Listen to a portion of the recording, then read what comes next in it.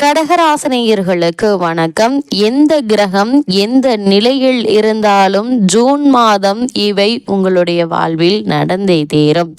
அப்படி என்ன மாதிரியான நன்மைகள் எல்லாம் உங்களுடைய வாழ்வில் ஏற்பட இருக்கு, கிரக நிலைகளின் ரீதியாக அமைய இருக்கு, சாதகங்கள் என்ன பாதகங்கள் என்ன, மேலும் என்ன மாதிரியான முன்னேற்றங்கள் எல்லாம் உங்களுடைய வாழ்வில் ஏற்பட இருக்குது. குறிப்பா கடகராசினியர்களை பொறுத்த வரைக்கும் இந்த ஜூன் மாதம் முழுவதுமே கிரகங்களுடைய சஞ்சார நிலைகள் என்ன என்று பார்க்கும்போது உங்களுடைய ராசிக்கு விரயஸ்தானத்தில் குரு பகவானும், பாக்கியஸ்தானத்தில் சனி பகவானும், அஷ்டமத்தில் ராகுவும், தனஸ்தானத்தில் கேதுவும், செவ்வாயும், அதே போல் சுக்கிரன் உங்களுடைய ராசிக்கு தொழில் மற்றும் லாபஸ்தானத்திற்கு பெயர்ச்சியாகிறாரு.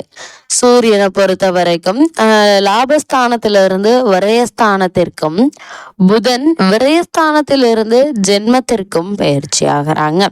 இந்த கிரகங்களுடைய சஞ்சார நிலைகளின் காரணமாக கடகராசினியர்களுடைய வாழ்வில் குடும்ப சூழ்நிலை ரீதியாக உத்தியோகம், தொழில், வியாபாரம், கலைத்துறை, அரசியல் துறை, மாணவ மாணவிகள், விவசாயத்துறையினர், பெண்மணிகள் என அனைவருக்குமே என்ன மாதிரியான நன்மைகள் எல்லாம் உங்களுடைய வாழ்வில் ஏற்பட இருக்கு என்பது குறித்தான முழுமையான பதிவை தான் இந்த வீடியோல நம்ம விரிவா பார்க்க போகிறோம். அந்த வகையில கடகராசியை சேர்ந்த புனர்பூசம் 4ஆம் பாதம் முதல் பூசம் ஆயில்யம் வரை உள்ள நட்சத்திரக்காரர்களுக்கு குடும்ப சூழ்நிலை ரீதியாக என்ன மாதிரியான நன்மைகள் எல்லாம் உங்களுடைய வாழ்வில் ஏற்பட இருக்கு என்று பார்க்கும்போது கடகராசினியர்களை பொறுத்த வரைக்கும் கிரகங்களுடைய சஞ்சார நிலைகள் என்ன என்று பார்க்கும்போது குரு பகவான் உங்களுடைய ராசிக்கு விரயஸ்தானமான 12ஆம் இடத்தில் சஞ்சரிக்கிறாரு. அதுவும் தனித்து சஞ்சரிக்கக்கூடிய இக்காலகட்டங்கள்ல கடகராசினியர்களுக்கு சுப விரயங்கள் அதிகரிக்குங்க. சுப விரயங்கள் அதிகரித்தாலும் கூட நீங்கள் கடன் வாங்க வேண்டிய நிர்பந்தம் ஏற்படாது. ஏனென்றால் அந்த அளவிற்கு ஏதாவது ஒரு வகையில் உங்களுக்கு வருமானம் என்பது இருந்து கொண்டே இருக்குங்க. சனி பகவானை பொறுத்த வரைக்கும் பாக்கியஸ்தானத்தில் இருப்பதால அஷ்டமஸ்தான தோஷம் நீங்கி பாக்கியஸ்தானத்தில் சனி பகவான் சஞ்சரிக்கக்கூடிய இத்தருணங்கள்ல சனி பகவானால் நல்ல ஒரு முன்னேற்றத்தை தொழில் மற்றும் வியாபார ரீதியாக நீங்கள் எதிர்பார்க்கலாம். அஷ்டமத்தில் சஞ்சரித்த போது என்ன மாதிரியான இன்னல்களை எல்லாம் சனி பகவான் தந்தாரோ அவற்றை அனைத்தையுமே முறியடித்து நீங்கள் முன்னேற்ற பாதையில் பயணிக்க அவர் வழிவகுத்து கொடுக்கக்கூடிய ஒரு மாதமாதான் இந்த ஜூன் மாதம் உங்களுக்கு அமையிருக்கு. அதே போல் ராகு உங்களுடைய ராசிக்கு அஷ்டமத்தில் இருப்பதால் கிடைக்கக்கூடிய வருமானத்தை நீங்கள் எந்த வழியில் செலவு செய்ய இருக்கிறீர்கள் என்பதை ராகு முடிவு செய்ய இருக்காரு. அஷ்டமத்தில் ராகு இருப்பதால தேவையில்லாத ஆடம்பர செலவுகளை நீங்கள் மேற்கொள்வதற்கான வாய்ப்புகள் இருக்கு. அது மாதிரியான நேரங்கள்ல சற்று சுதாரித்து எது அவசியம் எது அனாவசியம் என்பதை தீர்மானித்து நீங்கள் செலவு செய்யும் போது எதிர்காலத்திற்கு நல்ல ஒரு சேமிப்பாக அமையக்கூடிய ஒரு தருணமாக தான் இந்த ஜூன் மாதம் அமைஞ்சிருக்குதுங்க. கேதுவை பொறுத்த வரைக்கும் உங்களுடைய ராசிக்கு தன குடும்பஸ்தானமான சிம்ம ராசியில் சஞ்சரிப்பதால் உங்களுக்கு ஆன்மீக நாட்டம் அதிகரிக்குங்க. அதே போல தற்போது உங்களுக்கு நடைபெற்று வரும் தசாபுக்திகளின் அடிப்படையில் பாடல் பெற்ற திருத்தல தரிசனமும் உங்களுக்கு கிடைப்பதற்கான சாத்தியக்கூறுகள் நிறைந்த ஒரு மாதமாக தான் இந்த ஜூன் மாதம் அமைஞ்சிருக்கு. அதே போல் செவ்வாயை பொறுத்த வரைக்கும் ஜென்ம ராசியில் நீச்சம் பெற்று சஞ்சரித்து வந்த செவ்வாய் 2ஆம் இடமான தன குடும்பஸ்தானத்திற்கு பெயர்ச்சியாகி பலம் பெறுவதால் விவசாயத்தில் நல்ல ஒரு முன்னேற்றத்தை நீங்க இப்போது தாராளமாக எதிர்பார்க்கலாம்.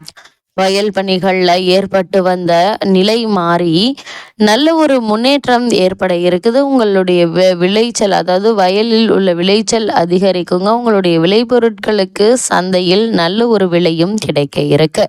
அது மட்டும் இல்லாமல் சுக்கிரனை பொறுத்த வரைக்கும் தொழில் ஸ்தானத்திலிருந்து லாபஸ்தானத்திற்கு சுக்கிரன் பெயர்ச்சியாவதால உத்தியோகத்தில் இருப்பவர்களுக்கு காரணமே இல்லாமல் மறுக்கப்பட்டு வந்த சலுகைகள் பல இந்த மாதத்துல உங்களுக்கு கிடைக்க இருக்கு. அதே போல் சூரிய பகவானை பொறுத்த வரைக்கும் லாபஸ்தானத்திலிருந்து விரயஸ்தானத்திற்கு செல்வதால் கண்ணில் உஷ்ணம், அதாவது உடலில் உஷ்ணம் சம்பந்தமான உபாதைகள் ஏற்பட இருக்குதுங்க. அதனால் வெயில் நேரங்களில் வெளியில் செல்வது கொள்வது, உடலில் உஷ்ணத்தை அதிகரிக்கக்கூடிய உணவுப் பொருட்களை உட்கொள்வதை தவிர்த்து கொள்வது மிக மிக நல்லதுங்க. அதே போல புதன் பகவானை பொறுத்த வரைக்கும் ஜென்மத்தில் இருப்பதால கல்வி சம்பந்தமான நல்ல ஒரு முன்னேற்றத்தை இப்போது நீங்கள் தாராளமாக எதிர்பார்க்கலாம். அதே போல கடகராசினியர்களை பொறுத்த வரைக்கும் உடல் நலன்ல கவனமாக இருப்பது நல்லதுங்க.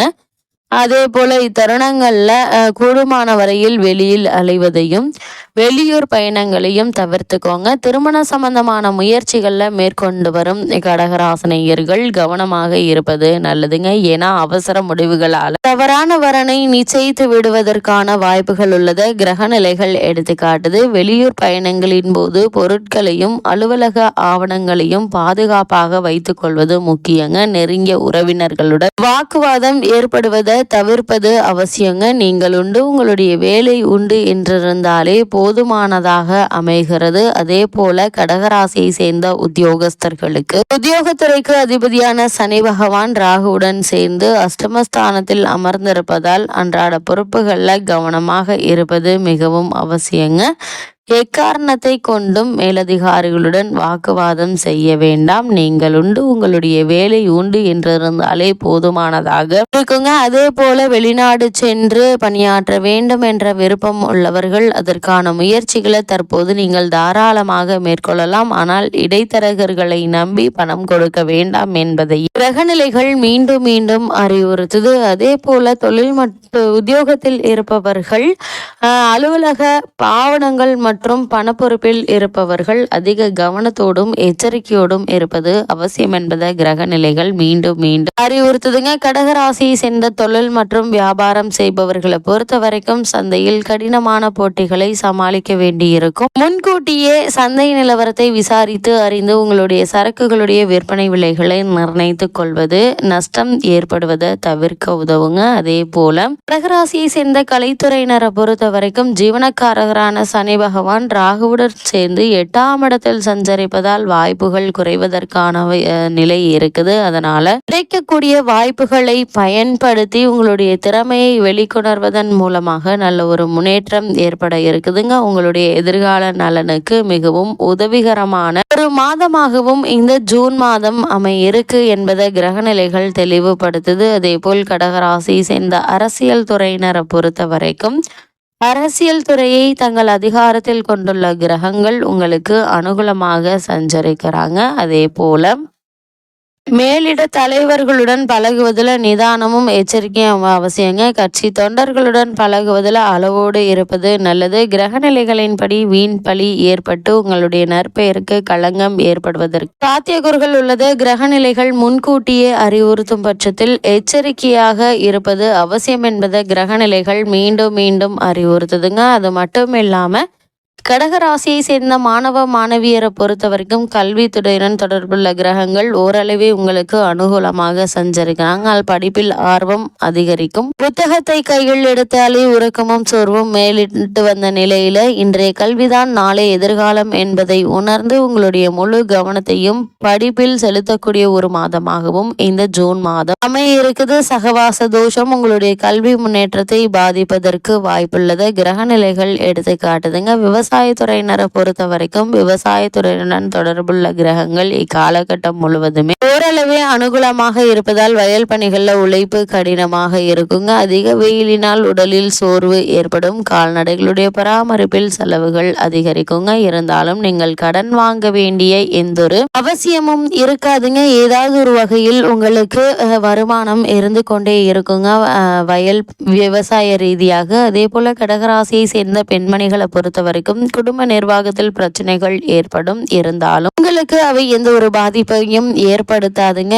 நெருங்கிய உறவினர்களிடையே தேவையற்ற வாக்குவாதம் கருத்து வேற்றுமையும் ஏற்பட்டு நீங்குங்க. அஷ்டமஸ்தானத்தில் சனி ராகு இணைந்திருப்பதால் அடிக்கடி ஏதாவது ஒரு உடல் உபாதைகள் ஏற்படுங்க. அதனால் உங்களுடைய உடல் ஆரோக்கியத்தில் அதிக கவனம் செலுத்துவது மிக மிக நல்லது என்பதை கிரக நிலைகள் மீண்டும் மீண்டும் அறிவுறுத்துது. அதே போல் திருமணத்திற்காக காத்திருக்கும் கன்னியருக்கு ஒரு சிறு முயற்சியிலேயே நல்ல ஒரு வரன் அமையுங்க. இருந்தாலும் வரனை பற்றி தீர விசாரித்து ஆராய்ந்து அதற்கு பிறகு வரனை நிச்சயிப்பது மிக மிக நல்லது என்பதை கிரக நிலைகள் மீண்டும் மீண்டும் அறிவுறுத்துது. கடகராசினியர்களுக்கு கிரக நிலைகள் நிலைகளின் ரீதியாக கூறப்படும் பரிகாரம் என்ன என்று பார்க்கும்போது திருநாகேஸ்வரம், திருநள்ளாறு, காளஹஸ்தி, திருப்பாம்பரம், திருத்தல தரிசனம் எண்ணற்ற நன்மைகளை உங்களுடைய வாழ்வில் ஏற்படுத்தும் என்பதை கிரக நிலைகள் தெளிவாக அறிவுறுத்துது.